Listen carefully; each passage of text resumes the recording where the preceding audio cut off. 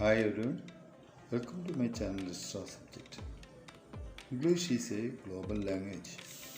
Basic knowledge in English will help you to great extent in your career building. Systematic learning will make it simple and easy. So let's go to video directly. 16 parts of speech is preposition. Parts of speech videos are publishing continuously. Anyone having doubts can refer it.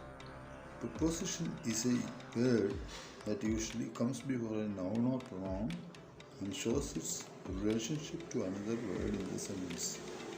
Prepositions are used to mention direction, location, time, manner, purpose, and other relationships between noun and pronoun and other parts of a sentence.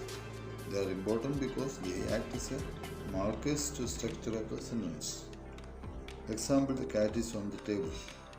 The preposition what shows the relationship between noun cat and the noun table. Similarly, I will meet you at the park. The preposition at indicate the location.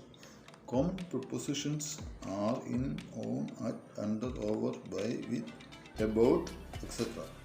Prepositions play an important role in language by indicating relationship between words and helping to clarify meaning in a sentence. That's all in this video. Thank you.